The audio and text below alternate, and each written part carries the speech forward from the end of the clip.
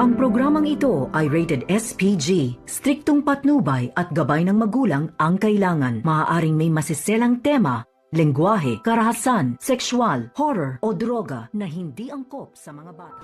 Sumuko ka na habang merong respeto pa yung anak mo sa'yo.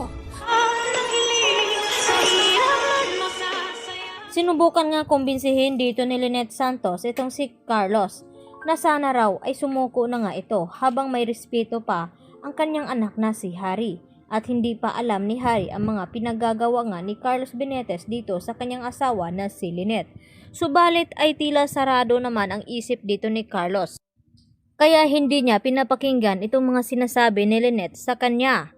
Hanggang sa maya-maya may narinig ni Carlos na may nagtao po sa kanilang bahay at dito nga na sinabi ni Carlos kay Lynette na wag daw itong maingay. Upang hindi makasigaw si Lynette ay agad naman na binusalan ni Carlos ang bibig nito at mas sinigpitan pa ang pagkakatali at dito na kumpirma ni Carlos na ang kanyang anak pala na si Harry ang dumating at agad niyang binaba at pinagbuksan. At dito nagtanong si Carlos na kung paano daw niya nalaman na naroon daw sila dito ni Lynette at dito sinabi ni Harry na tumawag daw itong si Lolo Gary sa kanya at dito na sinabi na ipinagbibinta pala ni Lolo Gary itong kanyang bahay at si Carlos nga ang nakabili.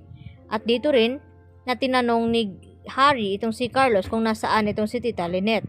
Ang sagot naman ni Carlos sa kanya na natutulog daw sa itaas. Subalit tila hindi naniniwala itong si Harry based sa kanyang mga narinig mula doon sa mga taong tambay. Na pinalabas daw dito ni Carlos Benitez na nababaliw itong kanyang asawa kaya agad niyang itinago sa itaas. At dito nga narinig ni Harry ang kalabog na nagmumula sa itaas at dito nagtanong itong si Harry na baka ito si Tita Lynette kung ano na ang nangyari. At hindi na naghihintay itong si Harry at agad nang umakyat sa itaas at nakita niya nga ang kalunos-lunos na nangyari dito kay Lynette kaya agad niya itong tinanggalan ng tali at busal sa kanyang bibig at nagmamakaawa si Lynette na sana raw ay maniwala sa kanya at kinidnap nga siya dito ni Carlos at hindi siya kusang sumama dito. Kaya ang ginawa ni Harry ay agad naman na tinanggalan ng tali at isinama itong si Lynette.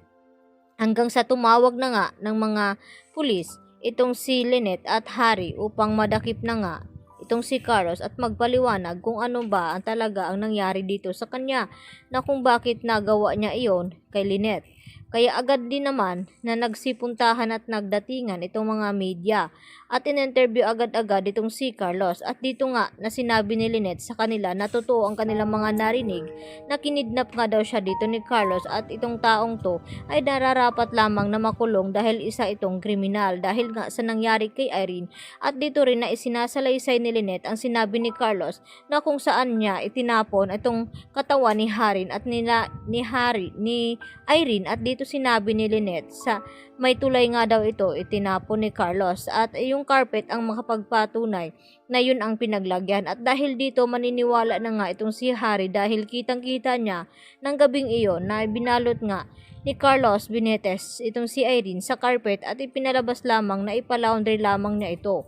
At ngayon nga ay makikita na nga ni Harry kaya maniniwala na nga ito sa mga sinasabi dito ni Annalyn at hihingi siya ng tawad dahil hindi agad siya naniniwala at umabot pa sa sitwasyon na pinahirapan ni Carlos Benitez itong si Lynette. At ngayon nga ay umiyak si Lynette dahil sa nangyari at gusto naman ni RJ at ni Giselle na imbestigahan agad-agad itong si Carlos at tawagan nga itong si Froilan. At nag-offer naman ng tulong itong si Justin na siya na lamang daw mag-imbestiga dahil may kakilala daw siya di umano na magaling na imbestigador. Tiyak na malalaman daw nila kung nasaan itong si Carlos at kung saan itinago itong si Lynette. Kaya agad naman na pumayag itong si Giselle at RJ sa gustong mangyari ni Justin. Yan lang po at marami pong salamat muli sa inyong pananatiling panonood. Bye-bye!